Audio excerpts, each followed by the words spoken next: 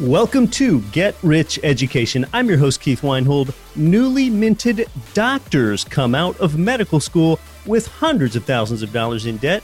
What does their financial world look like once they start making several $100,000 a year? And would they invest in real estate? Today on Get Rich Education. Are you looking for a roadmap to financial freedom? If so, we have a solution for you.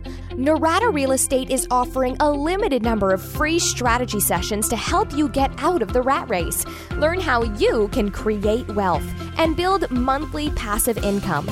To set up a time with one of our knowledgeable investment counselors, simply go to noradarealestate.com. That's NORADA realestate.com. For an income property investor like you that needs an income property loan, go to Ridge Lending Group. And over the years, you've heard owner Chaley Ridge generously give her time to you right here on the show as a guest.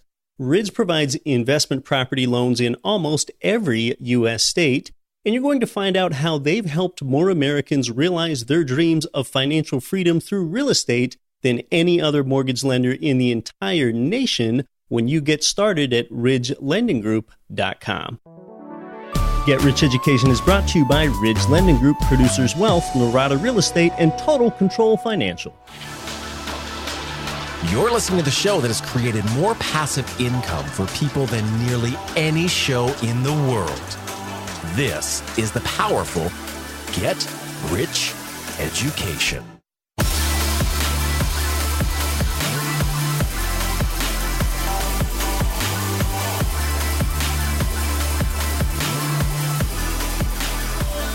Welcome to GRE, from Frankfurt, Germany to the Germantown section of Philadelphia, Pennsylvania, and across 188 nations worldwide.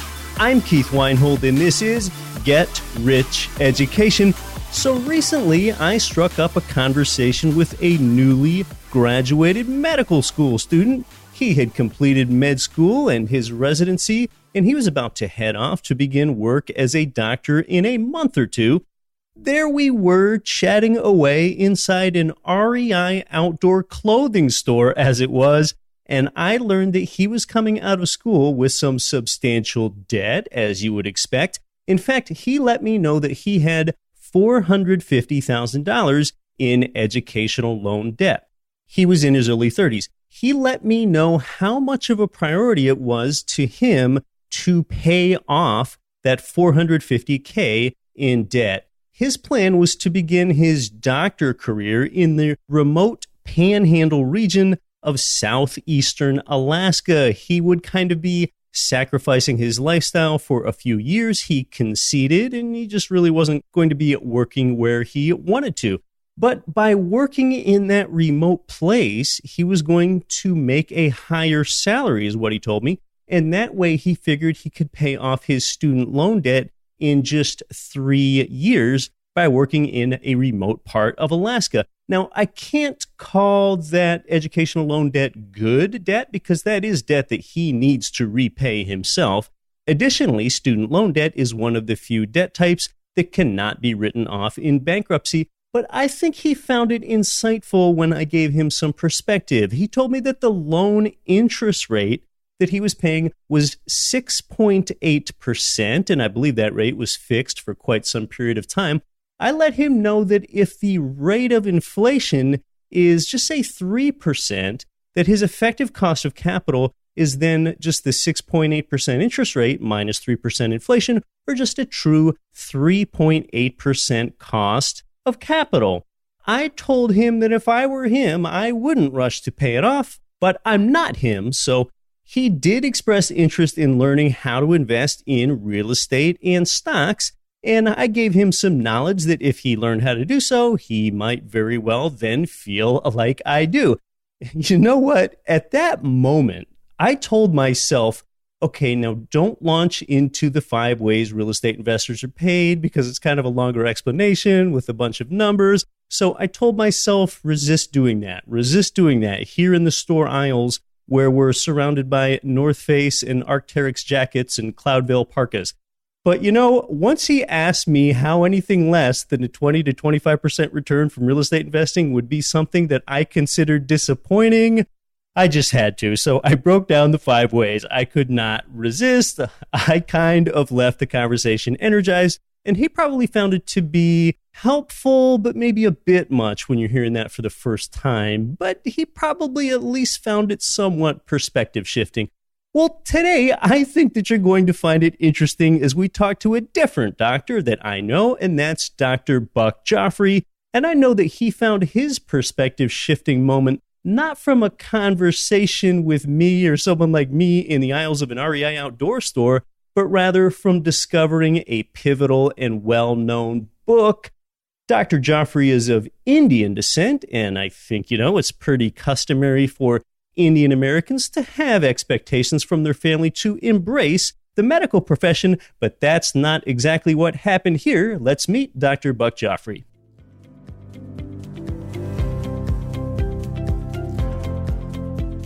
Today's guest is a medical doctor. He's a surgeon, and he's really now turned into a serial entrepreneur, asset manager, and podcaster. He is no longer a surgeon. He finished his surgical training in 2008, and he had a negative net worth at that time 10 years ago.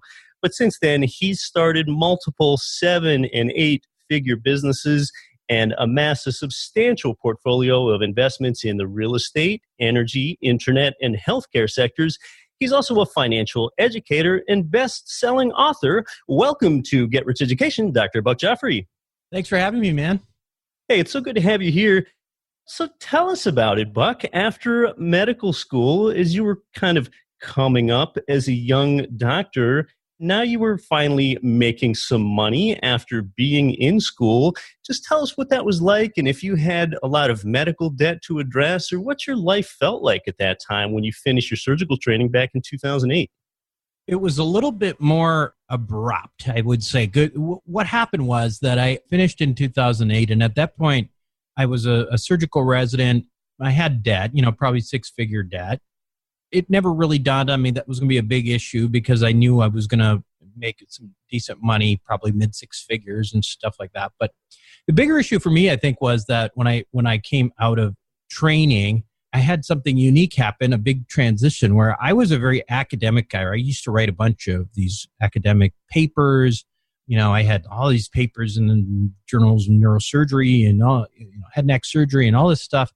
And then I kind of got burned out towards my last year because I realized I really just didn't like the hierarchy of medicine and everything involved with that. Everybody's seen these kind of shows and, how the doctors and residents and, the attendings and the residents, those interactions. And I really just had enough.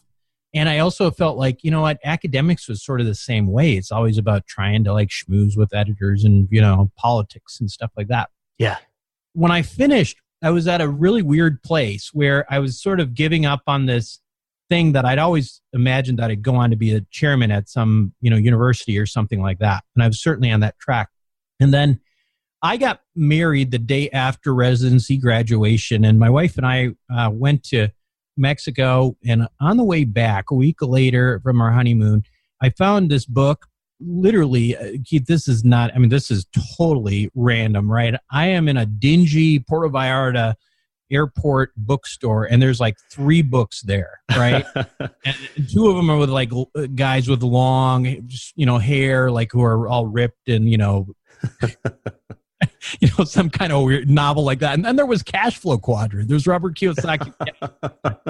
So I had no interest in money at this point. I always fancied myself sort of a guy who was, above that.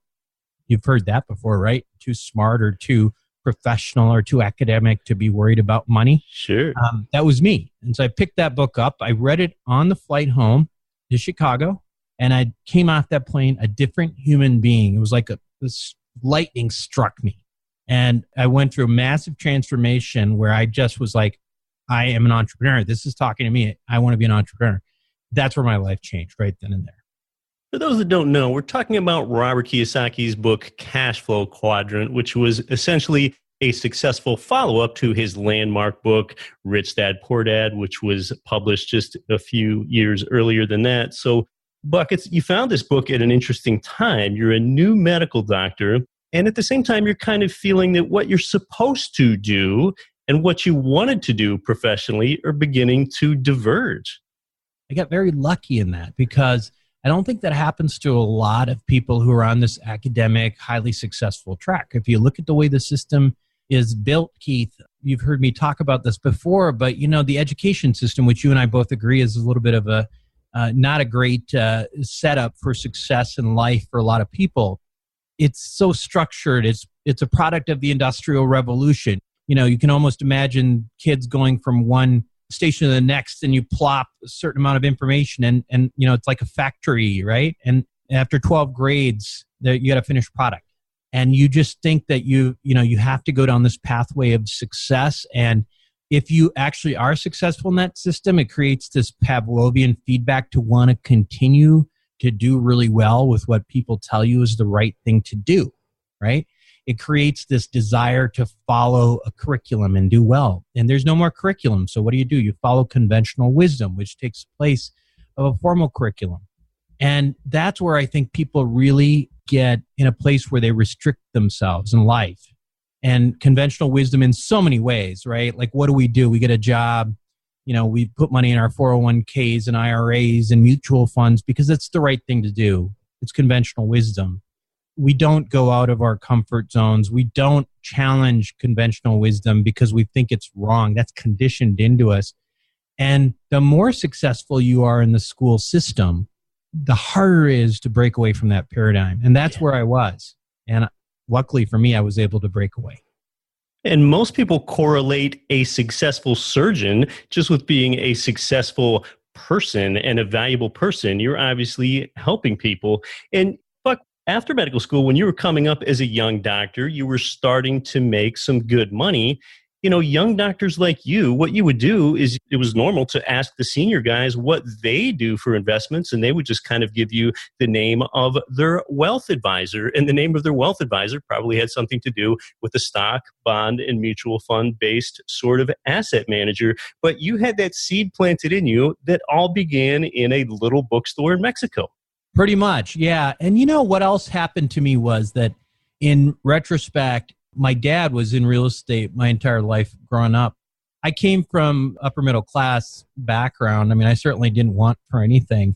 I think my dad was my dad is still, he's almost 80 years old, but he's still your typical sort of bootstrap real estate, single family house, duplex guy to the extreme, right? He was the guy who was getting all the phone calls, and like our phone would ring nonstop at home, and it was, tenants, toilets, termites, right? And I didn't want anything to do with that.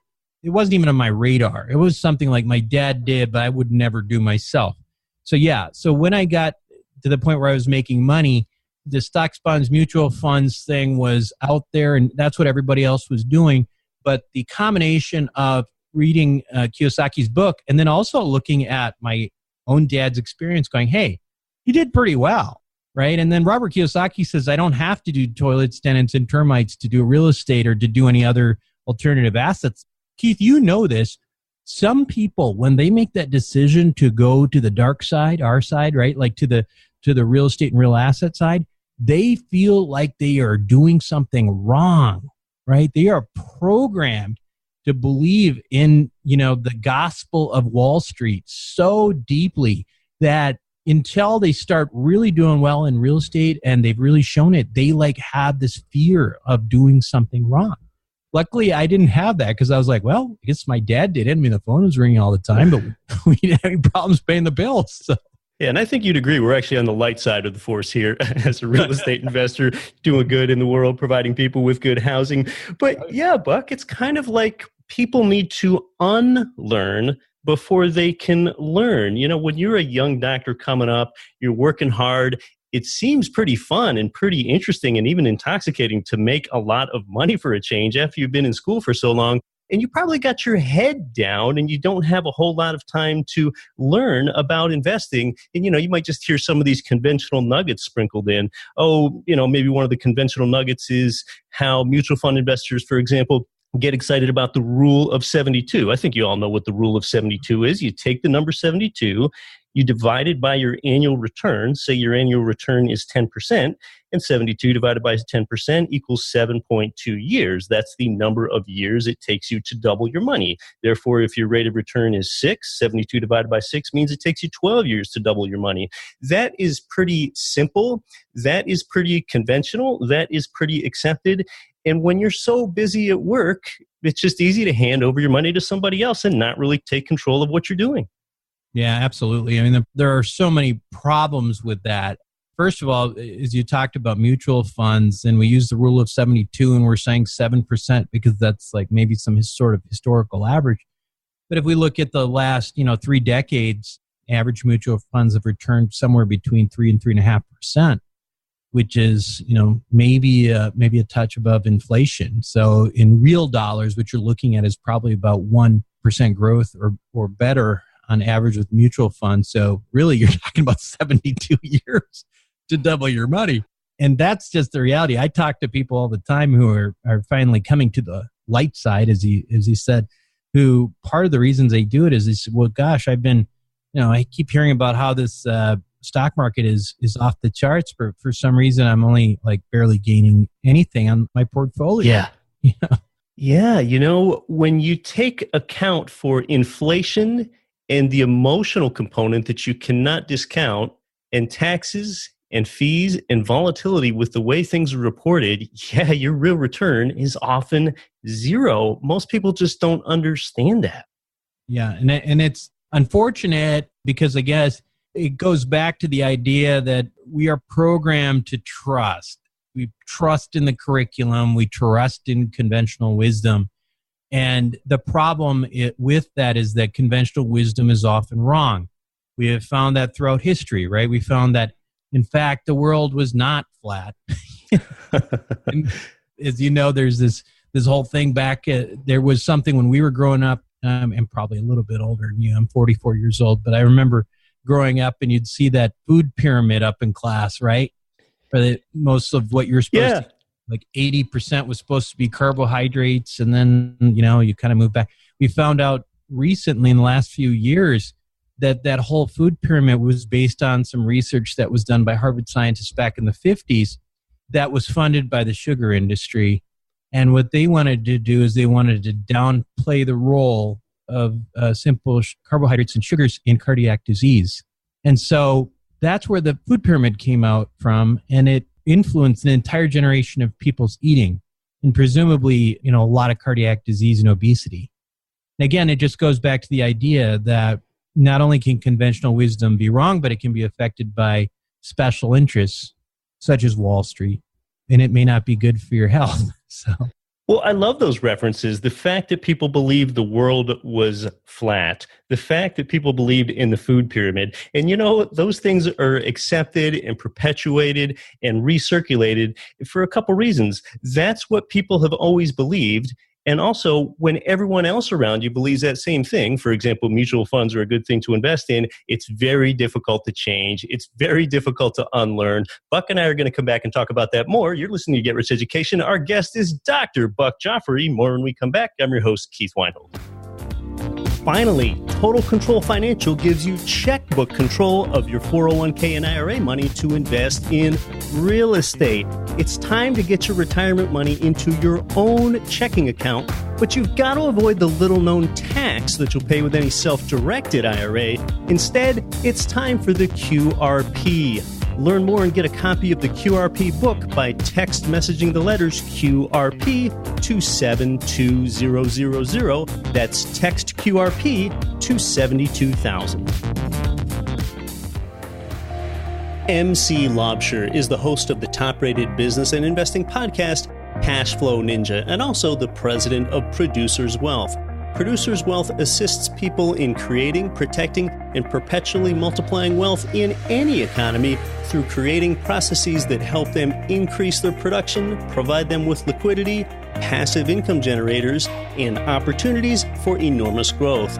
Learn more about their time-tested and proven systems at yourownbankingsystem.com.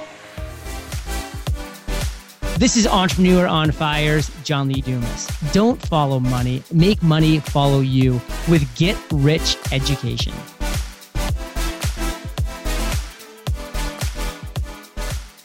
Welcome back to Get Rich Education. We're talking with Dr. Buck Joffrey. We're talking about unlearning what you've learned and converting that into learning, especially when it comes to the conventional wisdom with investing in finance.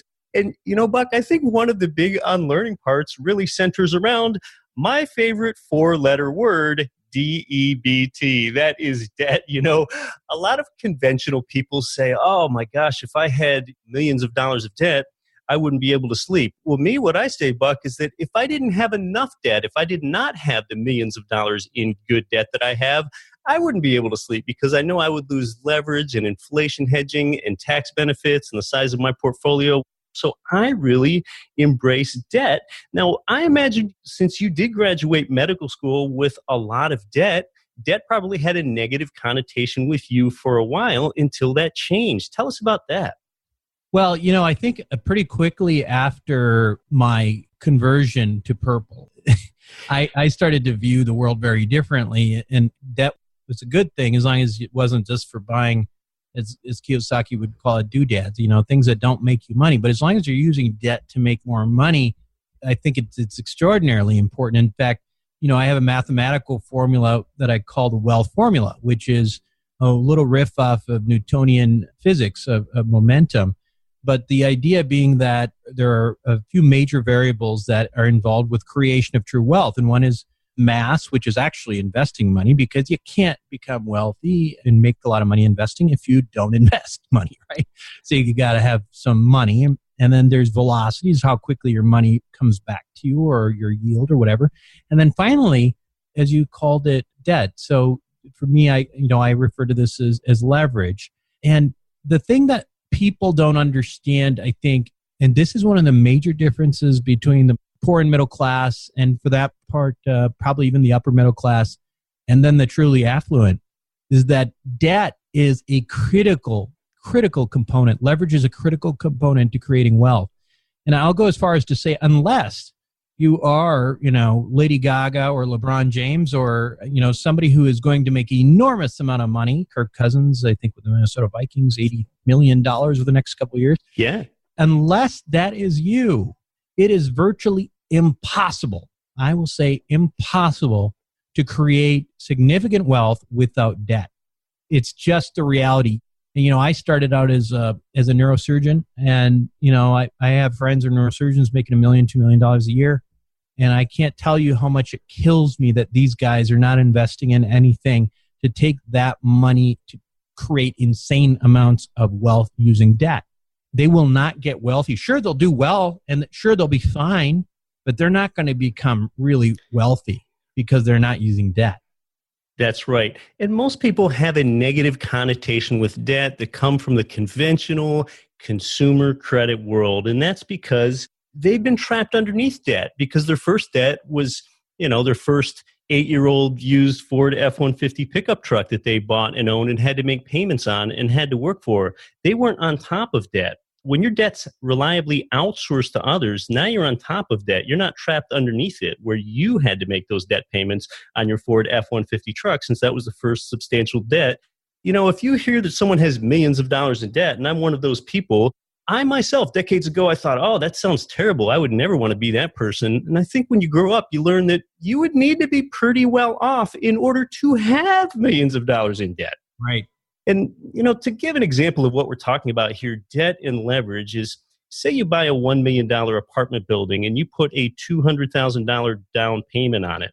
Well, if your $1 million apartment building gives you a 10% return after a year, okay, your $1 million apartment building just went up to 1.1 million, but the $200K down payment in equity that you have in the property just went up to $300K. That's a 50% gain on your $200K payment. Even though your building value only increased 10%, that's because you're leveraged 5-to-1. You got a return on both the money you put down and the $800K borrowed from the bank. That's exactly how debt helps make people wealthy right there. Yeah, literally, I have a couple of buildings I'm selling right now, and they're, smaller apartment buildings in the Chicago area. All in, I was in probably about $250,000. I'm going to walk away with just over $1 million profit. So that's just in the course of 3 years. And it's because of leverage. And it's also because of, it's a good timing on the buy too. But leverage appreciation is very powerful. The other component of it, I think, that is equally important for people to understand is this concept that debt does something else that most people miss out on. If you have debt over time with inflation, that debt gets eroded. And that's a really, really important thing. And I don't know if I'm saying it in a way that's well understood, but what I mean by it is the value of $100,000 today is a lot more than it will be probably 20 years from now. So if you've got debt of $100,000 today, 20 years from now, it's almost nothing, right? I mean, it's going to be nothing compared to the value of probably whatever you own because of inflationary forces. And that's, I think, something that most people miss out on. And it's really, really important. It's almost like being able to print your own money. I am so glad you brought that up because so few real estate investors understand that. Inflation impoverishes savers. At the same time, inflation enriches debtors for just that reason. Absolutely. The idea of avoiding debt, good debt, in times where inflationary pressures are high, such as now, is crazy. You know, you're in a situation right now, I think most people, conventional economists and people who are always saying that we're in trouble, all seem to agree that, you know, at the very least, we're going to have an acceleration in inflation. And to you, what that means as a borrower, that's good news, right? Because the more debt you have now in today's dollars, that means that debt is going to be worth less in real dollars over time if you hold good debt. To some people, they think inflation means higher interest rates, and those two are positively correlated. But what a lot of people neglect to consider is inflation inflates away the weight of your debt at the same time. It's pretty interesting. Debt makes most people poor. Understanding debt makes you wealthy. Another good example of why that's the case, because sometimes this is hard for people to understand, is what's the whole reason why the government wants inflation in the first place? Why does the Fed have targets of 2% inflation? Because they have a ton of debt. Because they have debt. So they're trying to erode their own debt. In fact, they have to. And so that's why far more than inflation, the Fed fears deflationary forces. They'll never let that happen, right? You just never will have that. They will fight tooth and nail to prevent any sort of deflationary movement, because what that does is that forces the economy to truly grow, for GDP to truly grow, which it may or may not. But at the very least, if you've got inflation growing, you've got nominal GDP growth, and that helps to pay off the debt. The United States is the greatest debtor nation in the history of the world, with now $22 trillion in national debt. Well, what's the most politically expedient way to address that debt? It's not to default and walk away. It's to inflate and diminish that purchasing power of the dollar. That way, it gets easier for us to pay back our debts to China and everyone else. So basically what you're doing is then you as an investor are aligning your interests with what your nation's monetary policy is. Yep. Do what they do. Don't listen to what they say. Do what they do, right? Follow what they do. If you do that, you're probably going to be okay. That's right. You are not powerful enough yourself, the listener, to change central banking policy. I'm not either. Buck isn't either. So just kind of align your interests with what they're doing. Exactly. So if you didn't catch that, Buck's mathematical wealth formula, which I like, is mass times velocity times debt. Anything else around the mathematical wealth formula there, Buck? Like I always say, I think that the math is actually easy, right? The math is easy. And once you get that, it's not that difficult to process. What's difficult is figuring out, now, okay, I've got this formula. Now, where do I invest? And I think that's where the whole notion that I have, what I call sort of tribal investing, comes into play. And I know you talk about it in terms of having a team, or having people you trust, know, like, and trust. There's never a guarantee in investing, right? But if you can at least know, like, and trust the operators, the providers, the syndicators, whoever, that they're not out there to steal from you, that they have your best interest in line with theirs, I think that that's like 99% of the battle, right? There's never a guarantee. But if you know the math and you know the people, that's the best shot you've got. And most of the time, you're going to do okay. In fact, that's why that is literally the rules that I play by that, to me, has created for myself, everything I have. That's a good point. Real estate is a pretty forgiving investment class because you are paid, as I like to articulate it, 5 different ways at the same time. You can have some things go wrong and still make out okay. Absolutely. But you just have to apply the math. I always talk about the first time I ever tried to buy an apartment building. And, I read our common friend, Ken McElroy's book, ABCs of Real Estate. Yeah. And, he does a really good job of just explaining the whole, all the mechanics of real estate investing when it comes to cap rates and yields and how to, cash on cash and all those things. And I'd recommend that for anybody who's really not kind of learned those basics in real estate. But what I did was the first time I ever tried to buy a building, I went based on purely on the numbers, and I totally did it all wrong.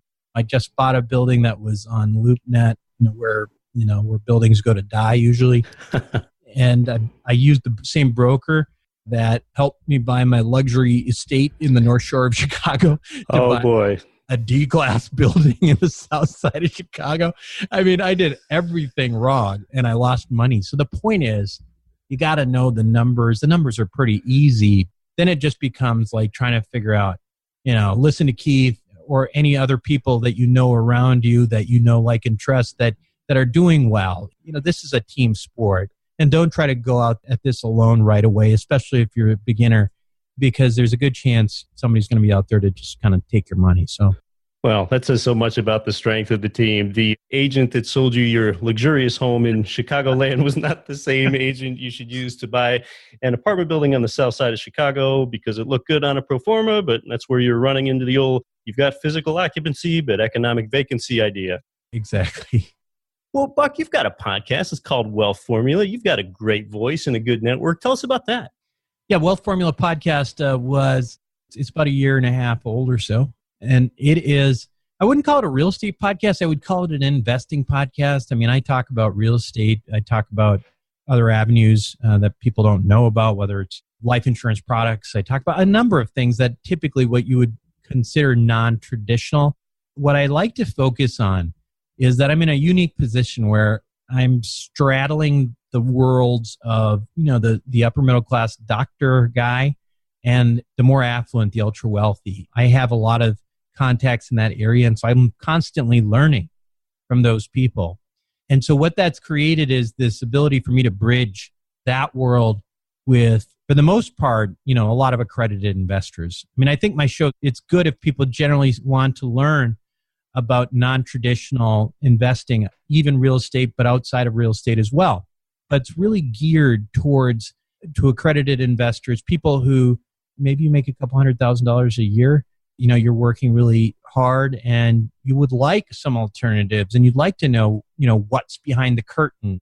That it's probably there. You just don't know it's there. You don't know what it is. And that's what I'm trying to get for people. So I think that it's an interesting show. I think even if you're not there, because you realize that there is really such a different world out there. One is for the poor middle class and upper middle class, and the other is for the affluent. And it's nice to know that there are some things that are available to you that are abused by the affluent that you might not know about. So Buck talks to more upper class people, and Buck's really an expert at pairing that demographic and those people that have a conventional investing mindset and introducing them to the investments of the ultra wealthy. And one of the ways that you do that, Buck, is with your great video course. It's called the Wealth Formula Roadmap. And there are a lot of video courses out there, and most of them I don't want to watch, but I gravitated toward yours. I spent hours watching it myself, a video-based online program. Tell us about Wealth Formula Roadmap. Keith, when I made that pivot back in 2008, 2009 with the Kiyosaki book, like a lot of people, I had that aha moment, that lightning just struck. And I read it, and then I was like, okay, now what, right? So Kiyosaki is incredibly good at inspiring and giving a global structure of how we should be thinking. But what I wanted was more nuts and bolts. Like, okay, so I want to do the things he's talking about. So who do I need? What else do I need to know? The more practical matters. For example, I know we have a common friend, Tom Wheelwright. He talks about taxes. And so Tom teaches more of the, non-traditional ways of living a tax-free life. So Tom teaches that. Ken McElroy, as we talked about, Rich Dad Advisor, Robert Kiyosaki talks about real estate, through his words. We got the real estate guys there talking about real estate and teaching real estate. We have, guys like Kevin Day, who's one of the country's premier people in estate planning and asset protection. And I have to tell you, I can't even tell you how many doctors, really smart lawyers who don't have basic estate planning figured out. They don't just cost them a couple $1,000s just to protect themselves and their families. And they don't know what to do about it. Yeah. So all these little things that I just wish somebody could have said, hey, here's a course, watch it, and now you'll have the basics and you'll have a roadmap and you could take it from there. That's what I wanted to create. So all these great people who in my world have become part of my tribe, came out to Phoenix and we shot in a studio and it was a lot of fun. But I think to me, it is that course that once you are inspired by the message and you're looking for a different world, you're looking for a roadmap to real wealth, that's where this course lies. Yeah, and I don't know if you caught that, but yeah, Tom Wheelwright, Ken McElroy, and Russell Gray are in the video modules there with Buck Joffrey, so you can learn from them directly. Again, that's called Wealth Formula Roadmap, and I'll send the link to you, our newsletter subscriber, here in just a few days. Buck Joffrey, it's been so good to have you. Thanks so much for coming on to Get Rich Education. Thanks for having me, Keith.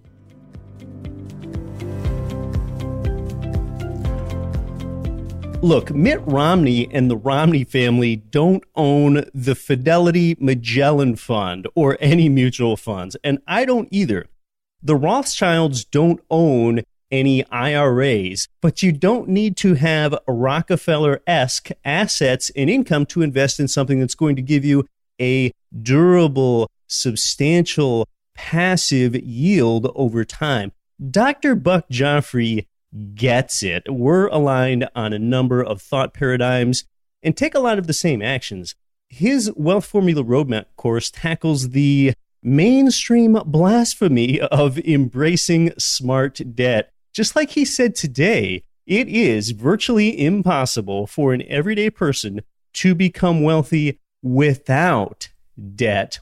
I've never seen anything quite like his course, and I've been in this for quite a while. I read Rich Dad Poor Dad in 2001, bought the fourplex in 2002, and I know a good course when I see one, and there are just a lot of courses out there that are not worth your time. The course starts off with mindset and debt and why exactly society believes just what it believes about money and how it ever got to that point, and really the profound impact of the Prussian school system on your thought paradigm. He and the instructors cover real assets, of which real estate is just one part. It's the way to learn how to build real wealth, the kind that will sustain itself for generations. And he's really been obsessed with kind of cracking the code on how the wealthy think and how they invest. The strategies that he uncovered and practiced in his own life, not just theory, really form the basis of the roadmap that you'll learn in this course. One of your big takeaways will be the 7 criteria that you learn to develop your own paradigm-shifting personal investment philosophy. That's really valuable. Dr. Joffrey and I are just aligned with how we think in a lot of places. I'll leave the link so that you can check out that course in the show notes. I'll also send it to you, our newsletter subscribers, shortly. If you'd like our free wealth building newsletter, just sign up at GetRichEducation.com. I appreciate your listenership so very much. Until next week, when I'll be back right here to help you build your wealth, don't quit your daydream. Nothing on this show should be considered specific, personal, or professional advice. Please consult an appropriate tax, legal, real estate, financial, or business professional for individualized advice. Opinions of guests are their own. Information is not guaranteed. All investment strategies have the potential for profit or loss. The host is operating on behalf of Get Rich Education, LLC exclusively. Ranked by Forbes as one of the fastest growing cities, Orlando, Florida has a big and diverse economy, yet still features affordable rental properties that cash flow. Our boots-on-the-ground turnkey provider, Greg Bond, wrote a special report to help you discover the amazing market of Orlando. Request your free copy today. Visit GetRichEducation.com/Orlando. That's GetRichEducation.com/Orlando.